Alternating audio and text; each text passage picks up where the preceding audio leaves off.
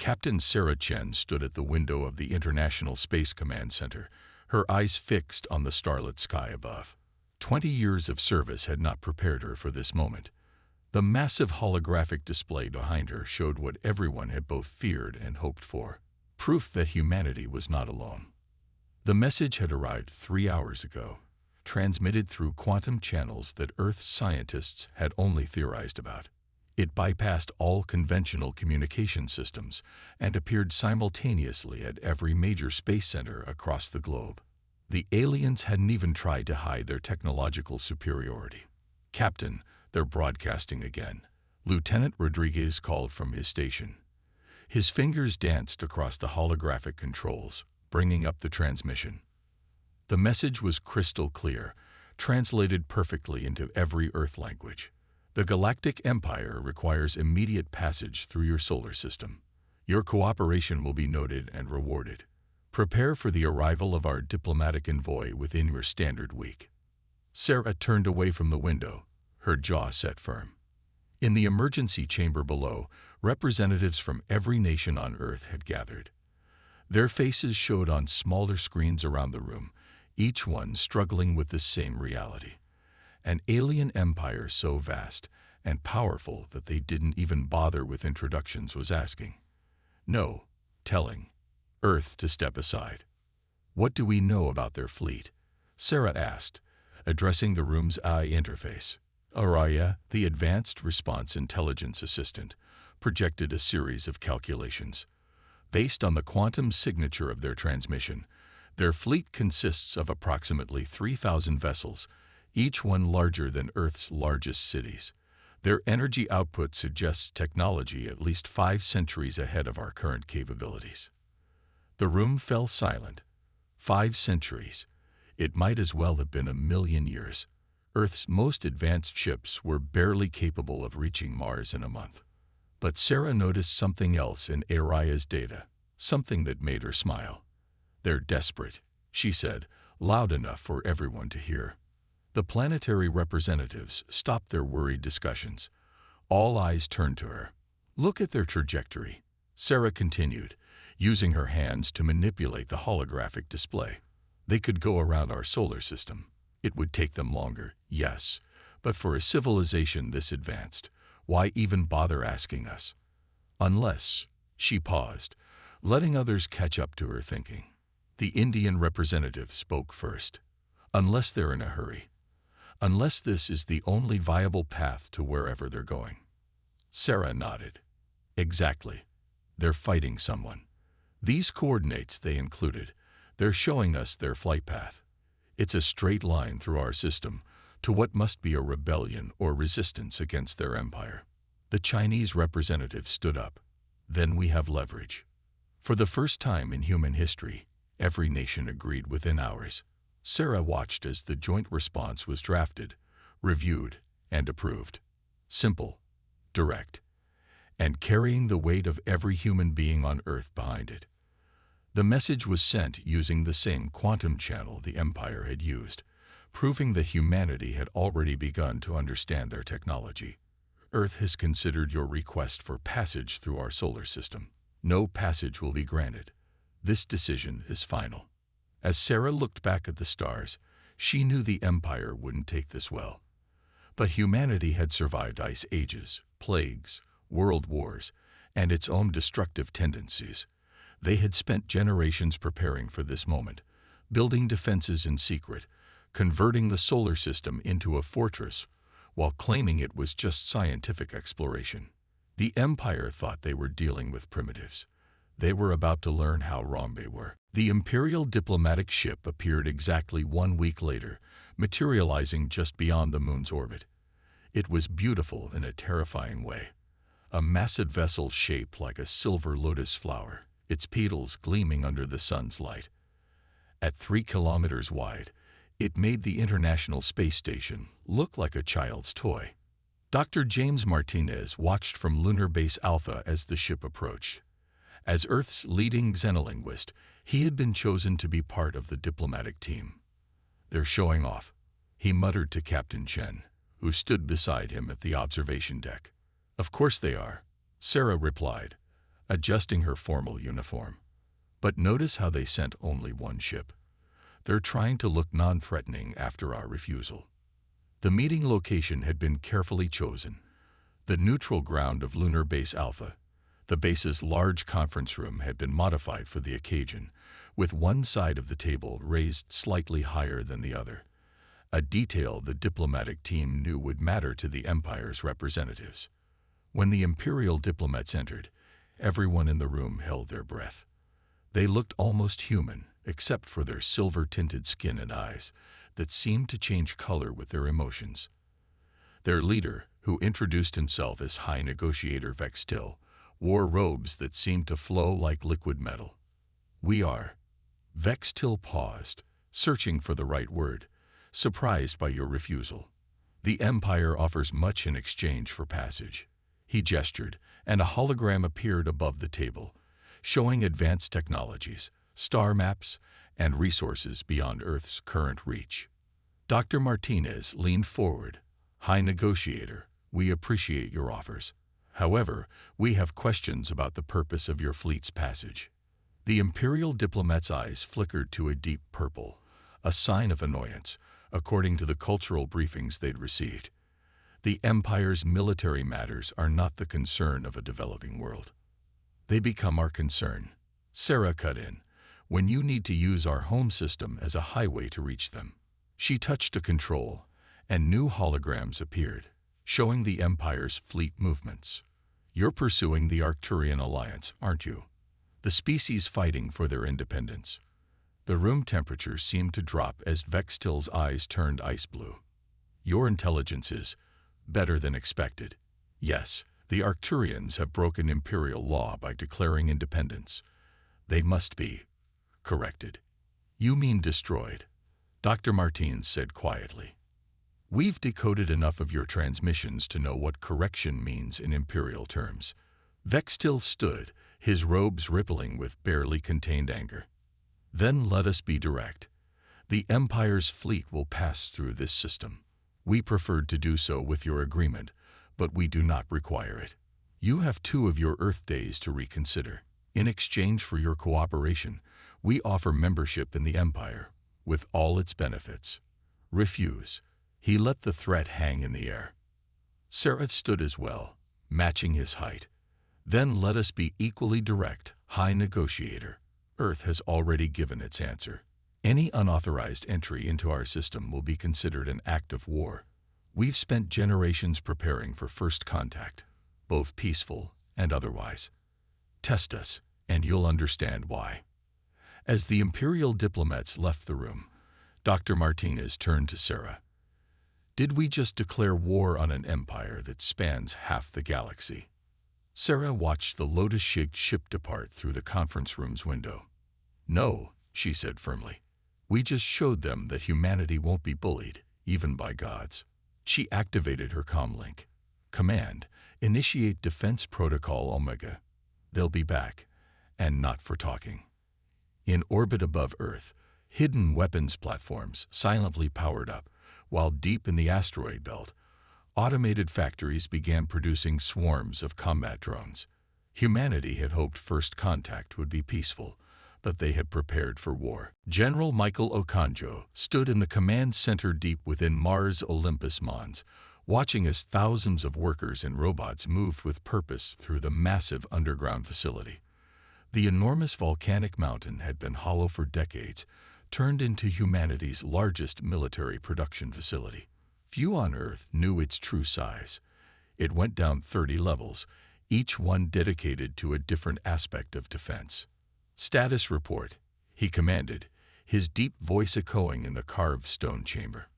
Colonel Lisa Chang stepped forward, her red Mars Corps uniform pristine despite the dusty environment.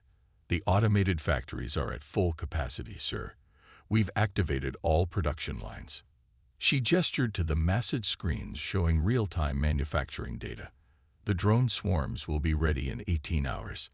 Michael nodded, walking to the main tactical display. It showed the entire solar system, with countless small dots representing Earth's defensive positions.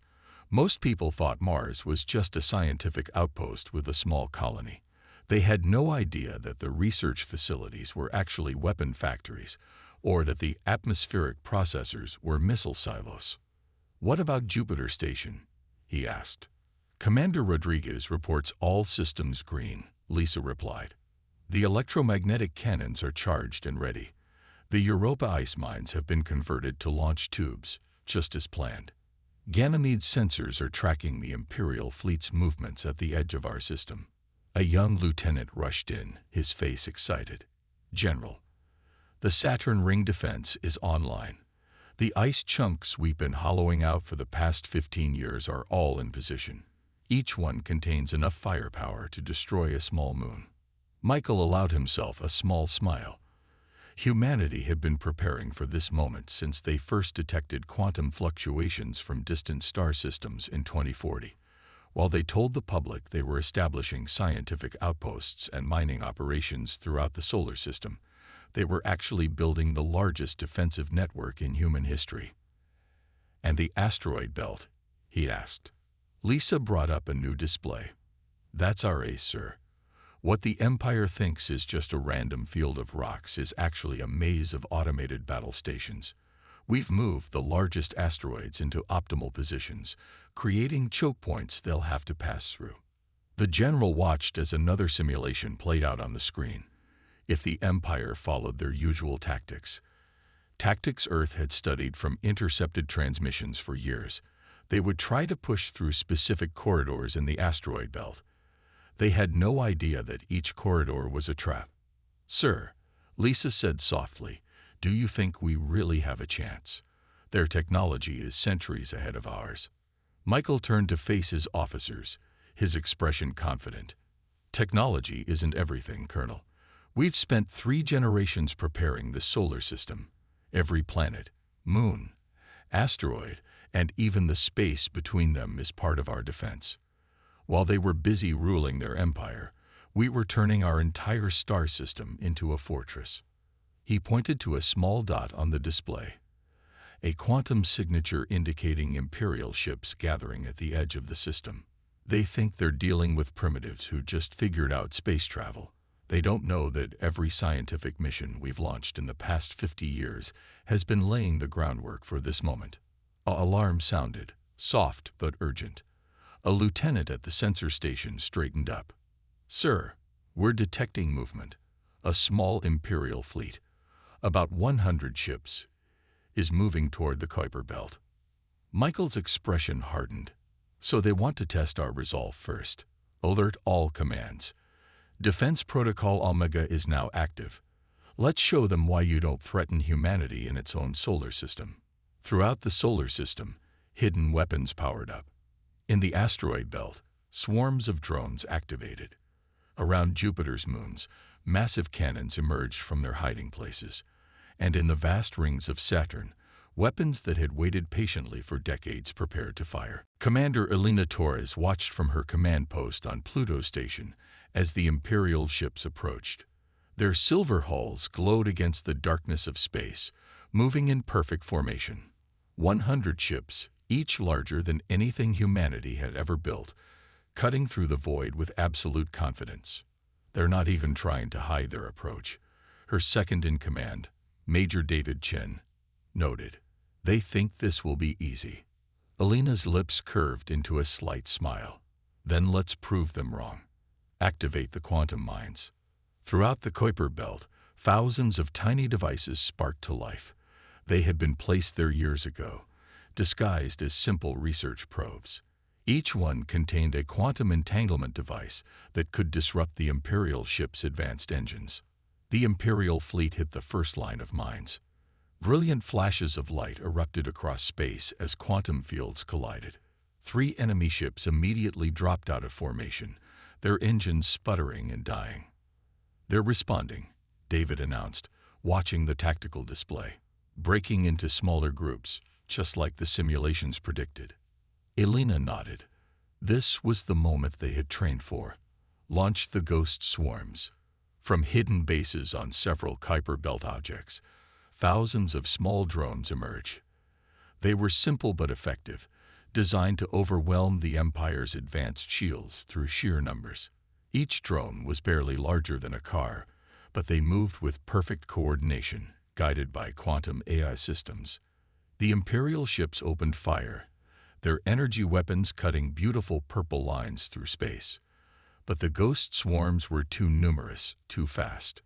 For every drone they destroyed, 5 more took its place. First wave has attached to target ships, David reported excitedly. Initiating electromagnetic pulse. 20 Imperial ships suddenly went dark, their systems overloaded by the coordinated EMP blast from the suicide drones.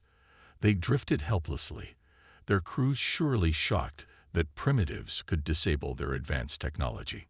But the Empire wasn't finished. Their remaining ships regrouped, adapting their shields to the new threat. Energy beams lashed out with renewed precision, destroying drones by the hundreds. They're learning, Elena observed calmly. Time for Phase 2. Signal Neptune Command.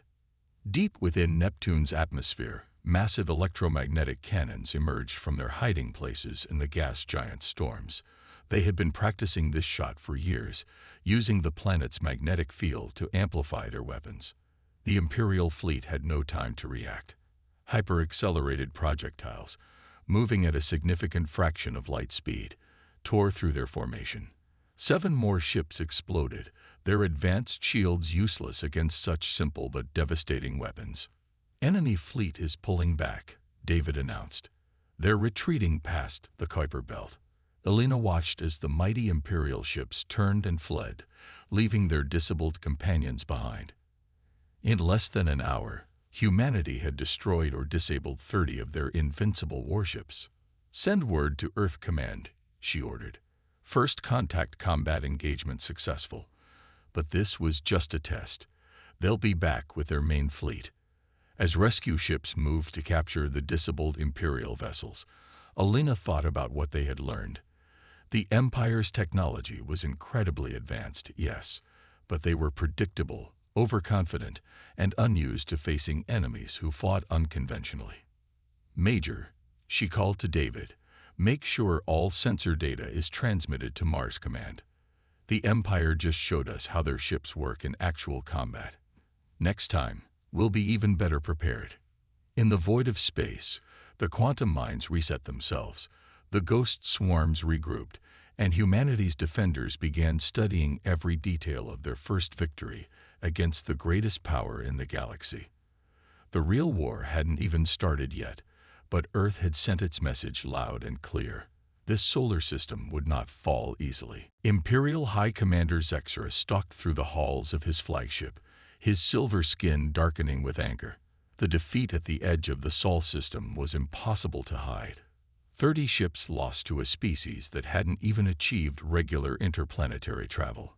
He entered the intelligence chamber, where dozens of analysts worked frantically to understand their failure. The chief analyst, Vertil, approached with visible nervousness. Report, Zexra demanded. How did these primitives defeat our advanced ships? Vertil activated a holographic display showing Earth and its solar system. High Commander, we made a serious mistake in our assessment of humans. He zoomed in on Earth's surface. Look at their planet. We thought they were weak because they hadn't left it. We were wrong. The display showed Earth's various environments. Frozen poles, burning deserts, dense jungles, and stormy oceans. Most species evolve in a single, stable environment. But humans, Vertil paused, bringing up historical data. They evolved on what we would classify as a death world. Zexra's eyes widened. Explain. Their planet has extreme temperature variations, constant geological activity, regular natural disasters, and thousands of potentially lethal life forms. While other species specialized, humans had to become adaptable to everything. Vertil showed clips of human history. They've survived ice ages, plagues, massive volcanic eruptions, and even their own nuclear weapons. Another analyst stepped forward, adding to the report. Their physical capabilities are remarkable, High Commander. They can survive in temperatures that would kill most species, heal from injuries that would be fatal to others, and eat foods that would poison most life forms. Vertil nodded. But their mental adaptability is even more dangerous.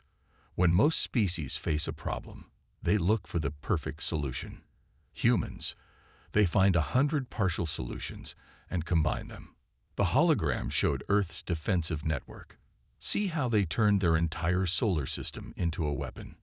Most species would have built powerful ships. Instead, humans turned asteroids into fortresses, gas giants into weapon platforms, and space itself into a trap. They don't think like we do. Zexra watched the replay of the battle. The human drones had been primitive by Imperial standards, but there had been thousands of them, attacking from every direction. The quantum mines were simple devices, but perfectly placed to disrupt Imperial engine signatures. How long have they been preparing? He demanded. Based on our analysis of their orbital construction, Vertil replied, at least 50 of their years. Every space mission, every satellite, every mining operation. They were all part of their defense plan. They knew someone would come eventually, and they got ready. A junior analyst spoke up from her station. Sir, we've decoded more of their historical data. They've been imagining contact with alien life for centuries. They've written thousands of stories about fighting advanced civilizations. They've been mentally preparing for this possibility since before they had electricity. Zexra turned to his tactical officer. And our main fleet, assembling as ordered, High Commander. 3,000 ships, our strongest force. The Imperial commander stared at the hologram of Earth. These humans had turned their harsh environment into an advantage, their whole solar system into a fortress, and their technological limitations into strategic strengths. They would need the full might of the Imperial fleet to break them. Send word to all ships, he ordered. The humans are not primitives to be conquered. They are warriors who have spent generations preparing for war. We will treat them as such. As the officers rushed to comply, Zexra watched recordings of the battle again. For the first time in his long career, he felt something unfamiliar, doubt. The Empire had never failed to crush resistance before, but they had never faced a species quite like humanity. Admiral Jane Wong stood on the bridge of Mercury Station, watching as the largest fleet in Imperial history emerged from hyperspace. 3,000 warships filled the display screens, their silver hulls blocking out the stars themselves. Even from this distance, the sight was terrifying. They're not holding anything back this time, Captain Ahmed said from his tactical station. Multiple ship classes, heavy destroyers, carriers, and is that their flagship? Jane nodded grimly. The Imperial flagship was enormous. 20 kilometers of gleaming metal and energy weapons. It alone could probably level a continent. Status of solar array defense, she asked. Mercury's solar collectors are at full power, Ahmed reported. All energy weapon platforms charged and tracking targets. Surface temperature at optimal levels. For decades, humans had been building massive solar arrays on Mercury's surface, claiming they were for clean energy research. In reality, each array was a powerful energy weapon, using the sun's own power against any invader. The Imperial fleet split into 3 groups, approaching from different angles. They had learned from their first defeat, no more single-direction attacks. They're trying to overwhelm us, Jane observed. Signal all commands. Execute Defense Plan Delta. Across the solar system, humanity's preparations came to life. The surface of Venus rippled as millions of hidden drone launchers activated, releasing clouds of fighters that had been waiting in the planet's toxic atmosphere. Mars's surface lit up as thousands of missile silos opened, revealing their deadly contents. Imperial fleet has crossed the outer defense line, Ahmed announced. They're running jamming signals this time. Our quantum mines aren't as effective. Jane allowed herself a small smile. That's what we wanted them to think. Activate the asteroid maze. In the belt between Mars and Jupiter, dozens of the largest asteroids suddenly fired their hidden engines. Rocks that the Empire thought were natural obstacles began moving with purpose, creating an ever-shifting maze of deadly obstacles. Imperial ships found themselves boxed in by mountains of space rock, their formations broken. Jupiter Station reports ready, On said. All gas giant collectors at maximum capacity. The Empire had wondered why humans had built so many atmospheric research stations on Jupiter. Now they learned the truth. The massive gas giant storms had been harnessed, its incredible energy channeled into weapons that could tear ships apart with focused gravity beams. First wave entering Mercury's kill zone, OMD reported. 800 ships in range. Jane took a deep breath. This was the moment they had trained for. Begin primary defense. All stations, fire at will. Mercury's surface erupted with energy. The solar arrays, supercharged by their proximity to the sun, released beams of concentrated plasma. Each shot carried the energy of a small star, superheated by Mercury's extreme temperatures. Imperial ships, despite their advanced shields, began exploding. Their silver hulls, designed to reflect energy weapons, couldn't handle the sheer power being thrown at them. Dozens of ships died in the first volley, but the Empire struck back hard. Their return fire was devastating, destroying several of Mercury's arrays and punching holes in Earth's defensive line. We've lost 30% of Mercury's weapons, Ahmed reported tensely. But Venus squadrons are engaging their rear flanks. Mars missiles are launching. It's going to be close. Jane watched as humanity's greatest battle unfolded across the solar system. The Empire had numbers and technology, but Earth had turned its entire star system into a weapon, using each planet's unique properties as part of its defense. Send word to all commands, she ordered. Hold the line. Everything we've planned for, everything we've built, it all comes down to this day. The space between worlds lit up with energy beams, missiles, and explosions. The greatest empire in the galaxy had come to crush Earth. Instead, they found themselves fighting not just humanity, but the very planets themselves. Dr. Aisha Patel raced through the corridors of the Mars Command Center, her tablet displaying rapidly changing battle data. As head of Earth's Combat Innovation Division, she had just made a discovery that could change everything. General Okonjo. She called out, bursting into the command center. We've cracked their pattern. The general turned from the massive battle display, where Imperial and human forces were locked in a deadly dance across the solar system. Show me. Aisha connected her tablet to the main screen. Look at their ship movements. The Empire's entire fleet operates on pre-programmed combat algorithms. They've been fighting the same way for centuries because it always worked before. She highlighted several Imperial formations. Every 10 minutes, they rotate their shield frequencies. Every 15 minutes, they adjust their formation. It's all perfectly timed, perfectly coordinated. She smiled. And perfectly predictable. The general's eyes widened as he understood. How fast can we adapt our weapons? We already have, Aisha replied. I've been working with the quantum AI networks. We've reprogrammed every weapon in the system to strike precisely when their shields change frequency. There's a split-second delay when they're vulnerable. Around them, the battle rage.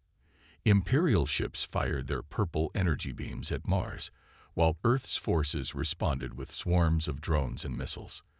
The space between planets had become a graveyard of broken ships and scattered debris. Send the new targeting data to all commands, General Okonjo ordered, and get me Admiral Wong on Mercury. The Admiral's hologram appeared, her image flickering from battle damage. This better be good, General. We're barely holding them here.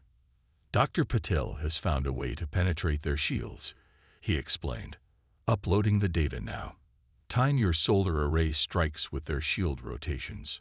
Across the solar system, humanity's forces began to adapt. The Mercury solar arrays adjusted their firing pattern. The drone swarms from Venus changed their attack sequences. Even the asteroids shifted their movements to trap Imperial ships at exactly the right moments.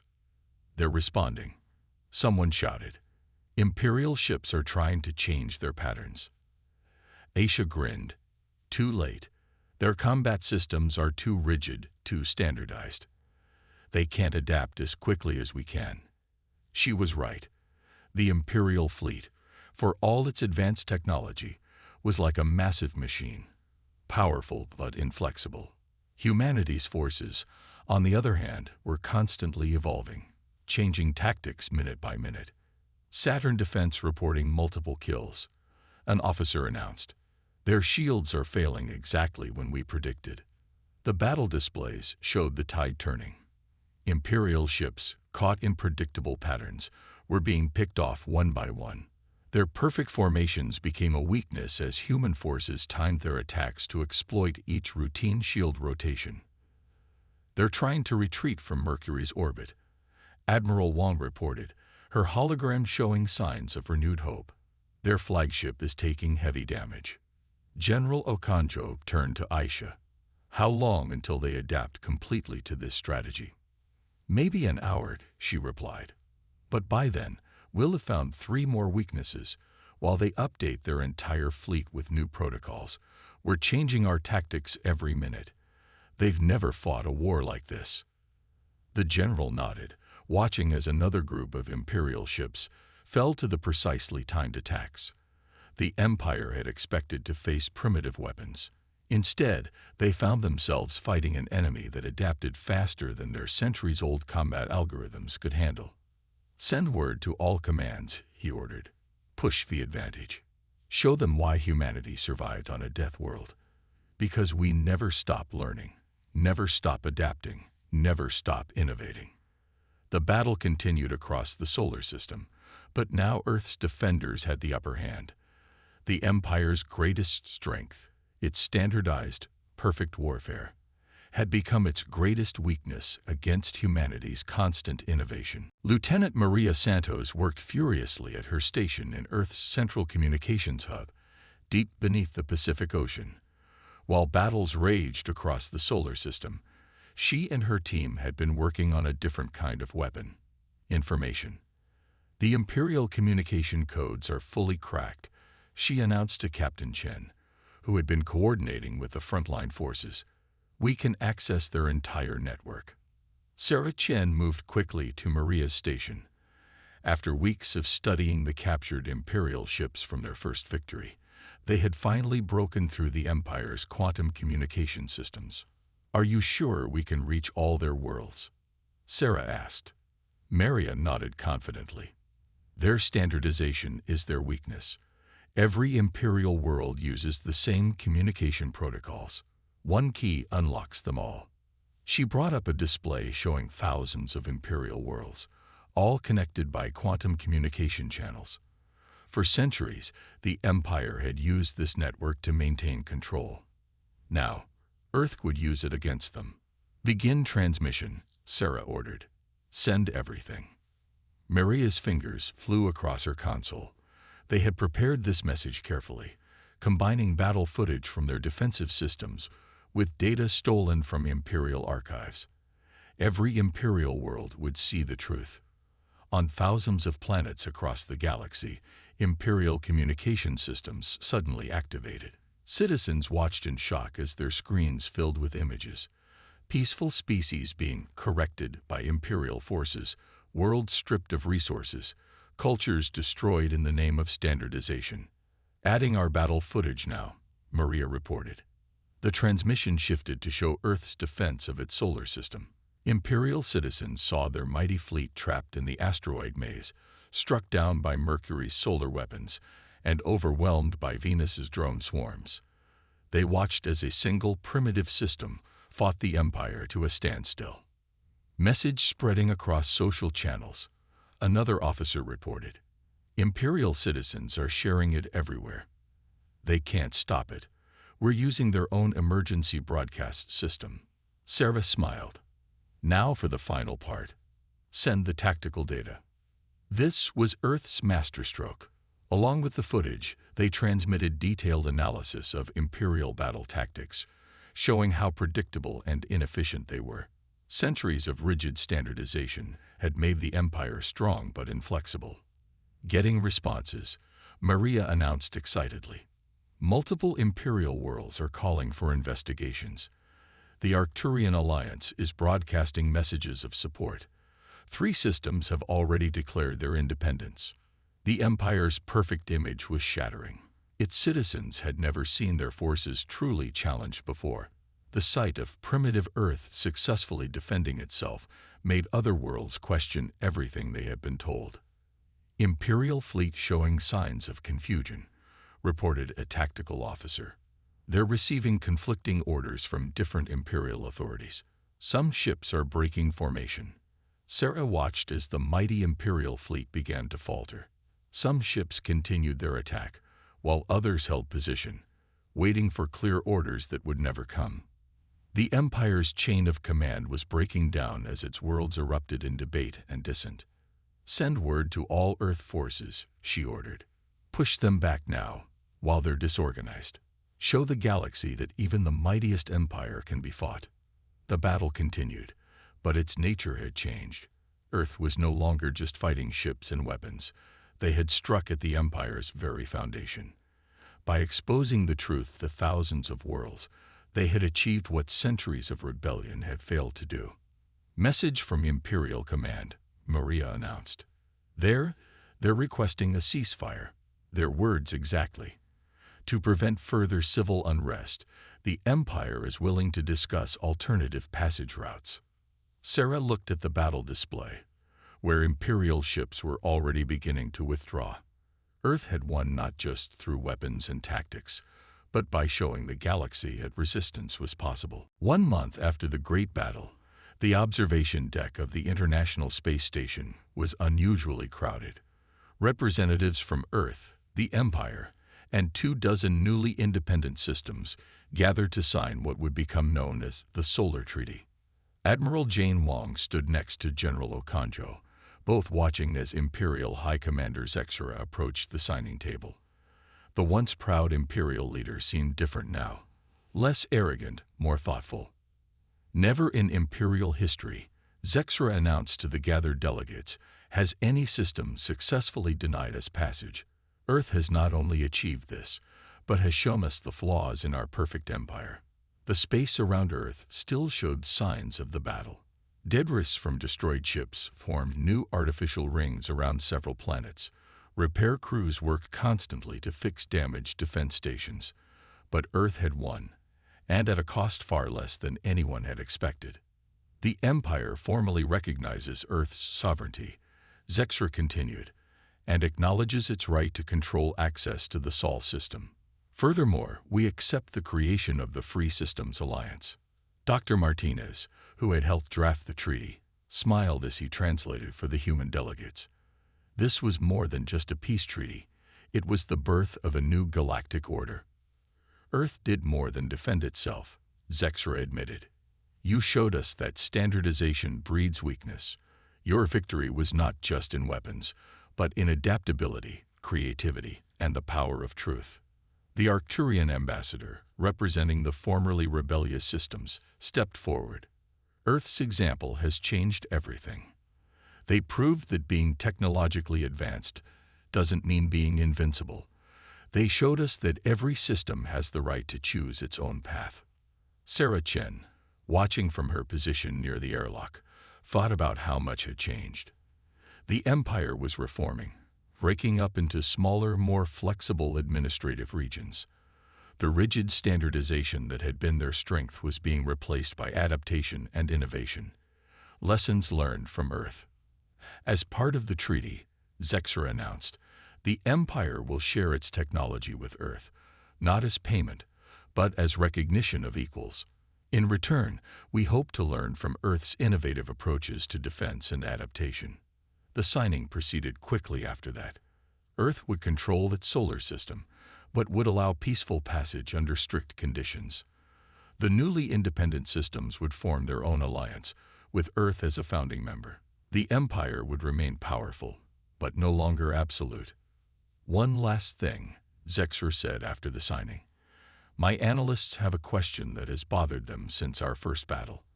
How did you prepare so perfectly for our arrival? We found evidence of defensive preparations going back 50 of your years. Admiral Wong stepped forward, smiling.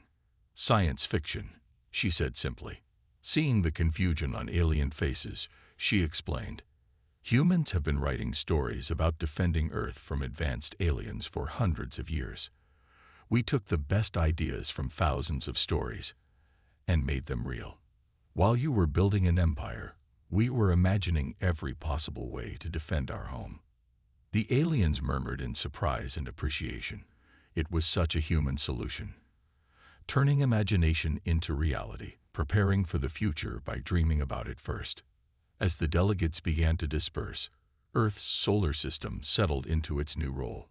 No longer a primitive backwater, but a symbol of resistance and innovation. The Empire's mighty fleet had come to crush them, but instead had given birth to a new age of freedom and diversity among the stars. High above Earth, the International Space Station's observation deck emptied. But now it had a new addition, a simple plaque that read, "Here humanity proved that even the mightiest empire can be forbidden." No passage was granted.